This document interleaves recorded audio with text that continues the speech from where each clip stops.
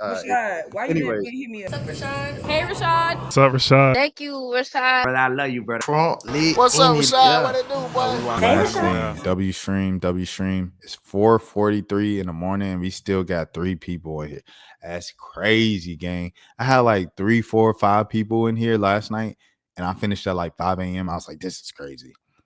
Like SSB said a couple streams ago, I was like, we're growing. It's crazy. I'm like, Woochie Wobbler said, read for me, please. This is a vulnerable little interview.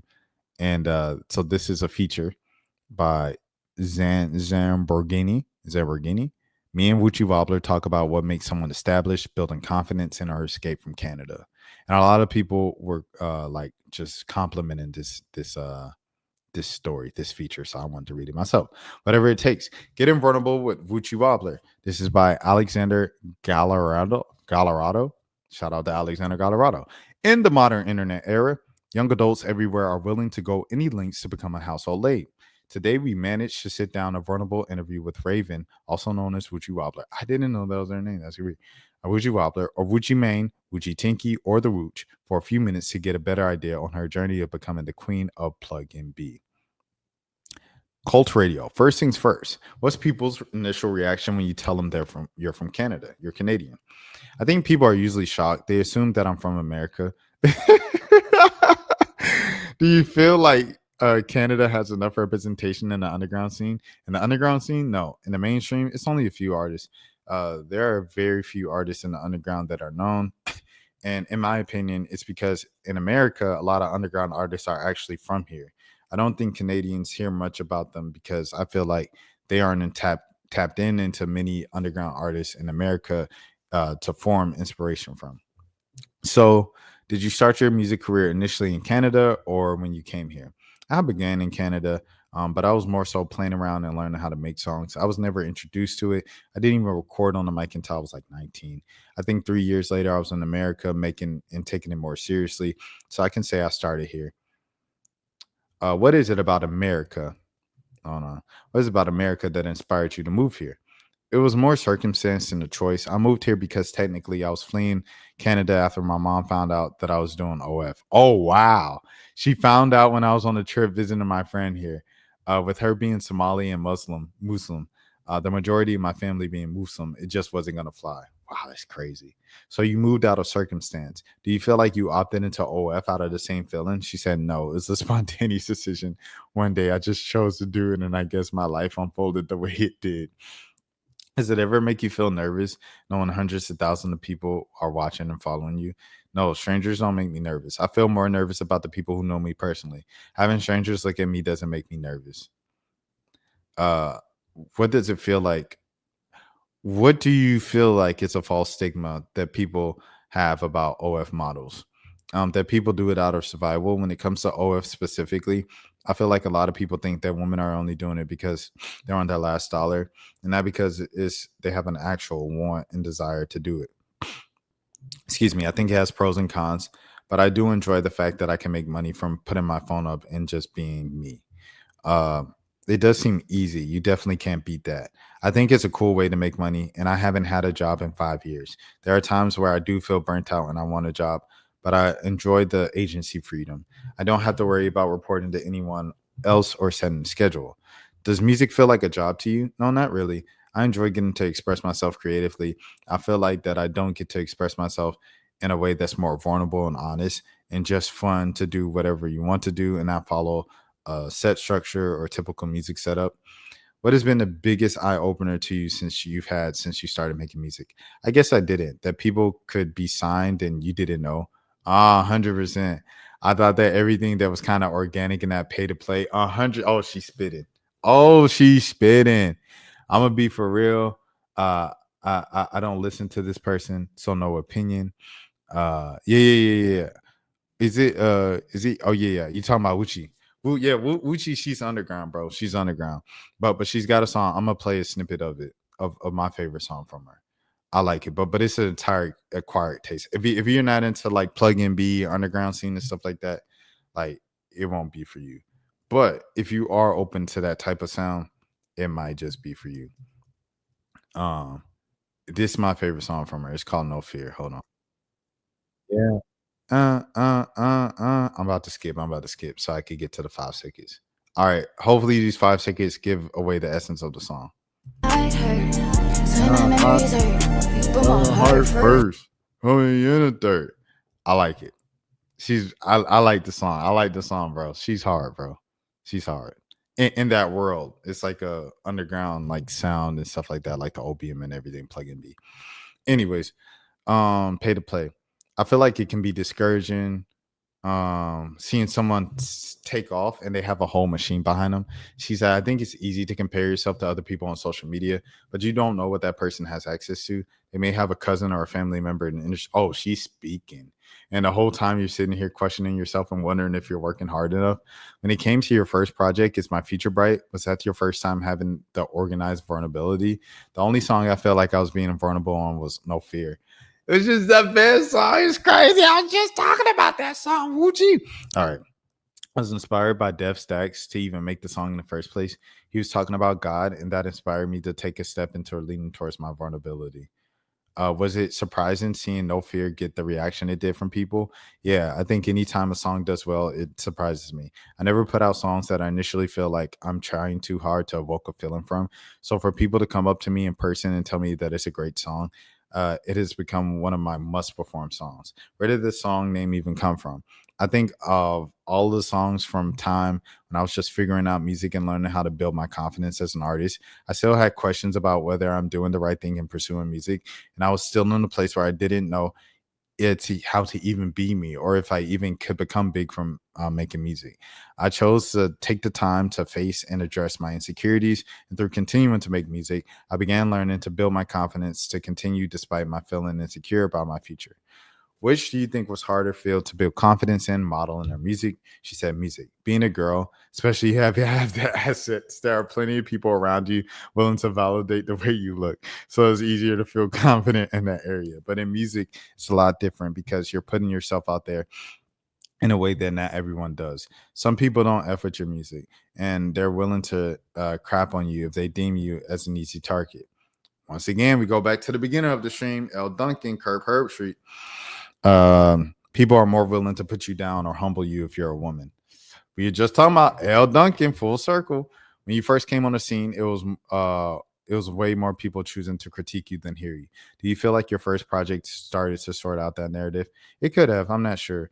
I think I got a good response, and it even got reviewed by Pitchfork, which made me feel like I do have a good project on my hands. I haven't experienced the same type of critiquing or getting the same type of hate that I was a few years ago.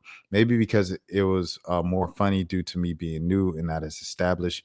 What do you feel like makes an artist established?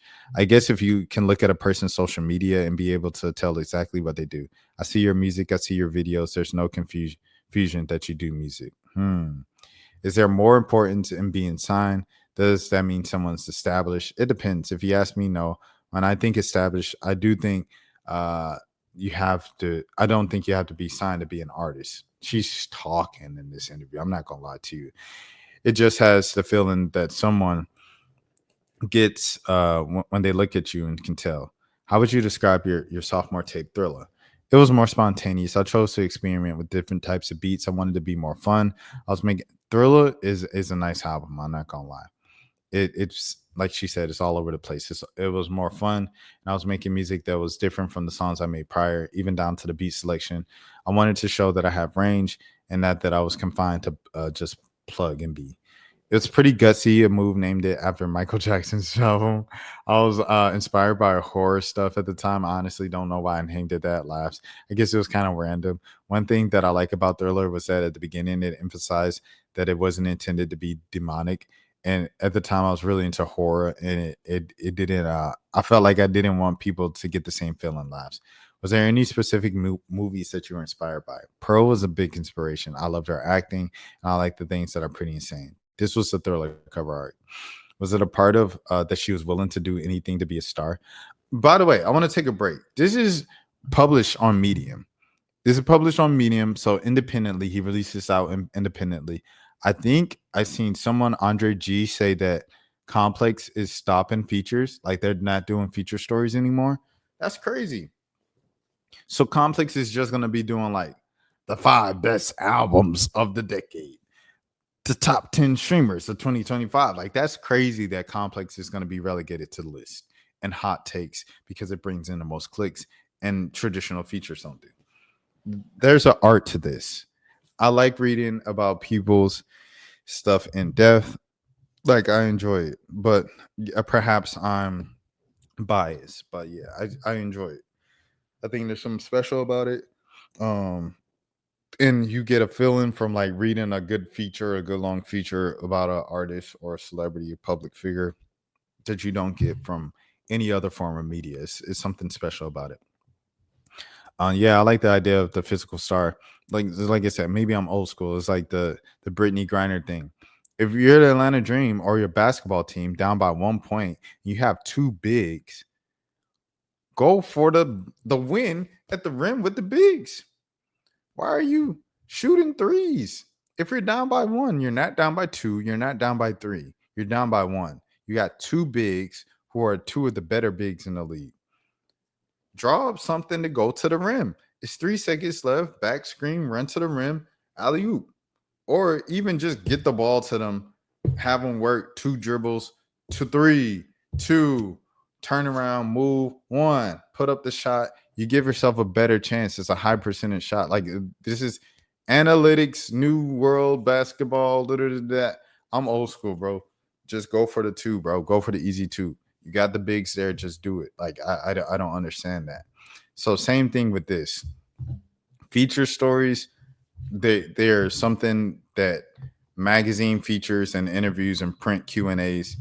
It's a feeling and information that you can't get from just, the regular stuff.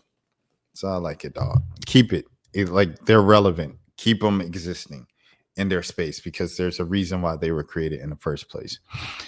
What's part of it was that she was willing to do anything to be a star. She said, yeah, I like the idea of a physical star, the shape, and the idea of a person wanting to be a star, the symbol. The whole concept of leaving your whole life and your family behind in pursuit of something that you desperately want kind of resonated with me. Do you feel like you're being opted to stay in Canada if you chose to pursue music instead of modeling? Yeah, I think so. I don't think I would have had the guts to move to America by myself. And if I started with music, I would have probably been okay with staying in Ottawa or moving to Montreal or Toronto. I think anyone who really wants to be anything in music has to come to America. Oh, wow. There's more opportunity here than in Canada. It would have been harder for me to get myself up for success staying there. Do you consider yourself to be a face of Plug and B? I see myself as a face, but not the face. I'll never stop making Plug and B.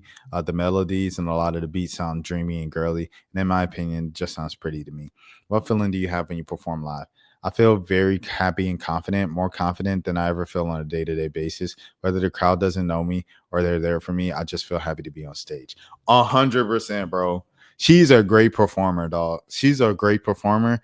And it was like the second after when it was time to do that, she was so nervous. And she was like, oh, I guess. And I was like, I had to like reassure her during her interview. This is a great video. You should watch the interview. I'm going to link it at the end of this video. Self-promo. You've expressed before that you're intending to do your first album, Nosedive, that you wanted to be a more serious project. What do you want listeners to expect or to hear or to feel? I feel like I'm almost talking throughout the album, and it's not for it to be something just to turn on and vibe to. I want people to hear me and feel my vulnerability. And this is from our music video. What is something that the younger you wanted that the older you can provide? I guess I wanted to be seen for who I was and not for what people projected onto me or thought I was. I need to express myself more confidently, and I'm more sure of myself now that I'm an adult. I want to personally feel like I mattered in the world and to be seen the way I wanted to. What's something that you wish that you could say to your mom in terms of being vulnerable? Oh, that's crazy. That's a crazy last question. I wish she would have spent more time on herself and dealt with things. Oh, wow. That she had been through in her life instead of attempting to push through in her life. I wish that specifically because I feel like she would have been able to see me for who I am instead of seeing me as herself. If she would have seen the person that she wanted to be, she could have been able to accept me for who I was attempting to become. Dang, that's deep. That's deep. That's deep. Shout out to Woochie, man. W stream once again. It's been an hour and a half stream, everything like that. I got my Atlanta shirt on, speaking about Atlanta, and I don't know. We talked about a great range of topics. Big Nate, SSB showing up here, 5 a.m. in the morning. Big ups to y'all. I appreciate it. And to everybody else, man, have a good morning, have a good afternoon, have a good evening, have a good day. And this is the road to 10K subs. My name is Rashad Milligan. If you're new to the channel, I'll be back live tomorrow because I'm live each and every single day. You guys enjoy the rest of your holiday weekend. Until tomorrow, peace. Rashad, why you didn't hit me up? What's up, Rashad? Hey, Rashad. What's up, Rashad? Thank you, Rashad. Brother, I love you, brother. What's up, Rashad? What it do, boy? Hey, Rashad.